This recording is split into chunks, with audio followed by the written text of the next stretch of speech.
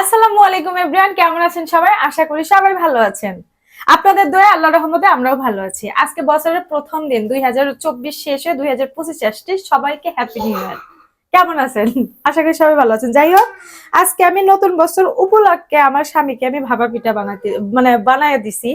এটা কি একটা কাজ করছি জানেন না, এত বিষ লবণ করছি যে লাস্ট আমি পিঠা বন্ধ করে রাখছি, বানানো বন্ধ রাখছি। নতুন বছরে নতুন ভুল, প্রথম ভুল।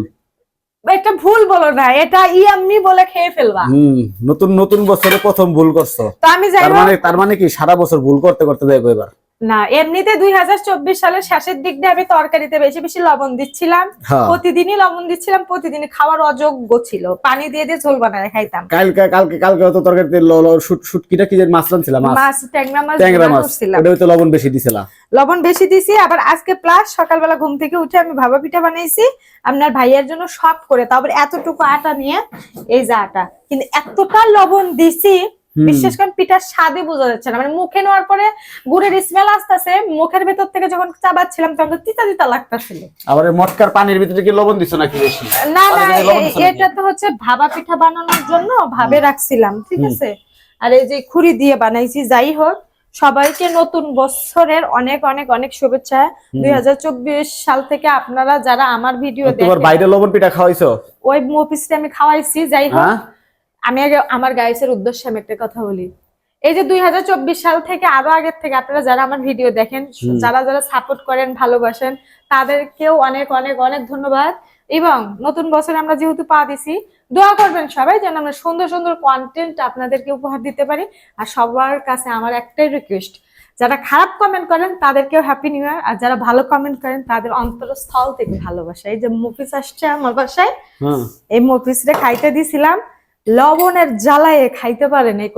কি কামটা করলা সকালবেলা? পিঠা বানালে ঠিক আছে, এর নাম ভাপা পিঠা না হইয়া লবণ ভাপা পিঠা হওয়া উচিত ছিল। হ্যাঁ, তোমার আমি আজকে এক সপ্তাহ ধরে তোমার আমি বক্তাছি যে তুমি লবণ দিও না তরকারিতে, লবণ দিও না, আমরা লবণ লইয়া খামু না। শোনো, 2024 থেকে লবণ দেওয়া শুরু করছি, বছরের প্রথমে 25-এ লবণ শেষ করছি, তার মানে নেক্সট আর কোনো লবণ হবে না। সারা বছর লবণ খাইতে খাইতে হবে না রে ভাই, এটা অযৌক্তিক। 24 সাল পুরোটাই লবণ। 24 সাল থেকে খিলাইছি তো ভাইয়ের লবণ, দুলো ভাইয়ের লবণ খাইছি, মনে কর 2025 আসার পরে লবণ শেষ দিছি। এত সুন্দর একটা পিঠা বানাইছো, এই পিঠাটা খাই পেলাম না লবণের লেগে। তারপর আমি খাইছি একটা কষ্ট করে খাইছি। ভালো গুড়, ভালো গুড় না, গুড় ভালো, গুড় এক নাম্বার। গেরানেও কয় লবণ লবণ, পিঠায় লবণে গেরান, কিন্তু গুড় তো মনে কর যে নাম্বার 1 রাজশাহীর শততা পেজ। আসলে রে ঠিকই কইছে, গেরানেও লবণের গ্রান কয়। কেউ পাইছেন জীবনে লবণের গ্রান, এখানে লবণের গ্রান কয়। এটাও বানাইছে অন্য কেমনে কেমনে কি বানাইছে বলা যায়। ভুল হইছে, নতুন বছর উপলক্ষে আমাকে ক্ষমা করে দাও প্লিজ।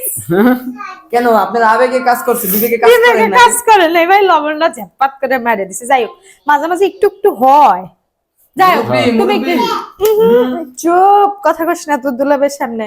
আয়, যাই হোক, রাইজার আব্বাটা খাইয়া দোকানে যাও, কি করব? আমার খাওয়া লাগবে, আমি খাইছি। তাহলে এটা যেহেতু লবণ, এটা তো মিডা না, এই গুড়টা খাইছি, গুড়ও খাইছি, রুটিও খাইছি, তোমরা খাওয়াবে, আমরা খাই।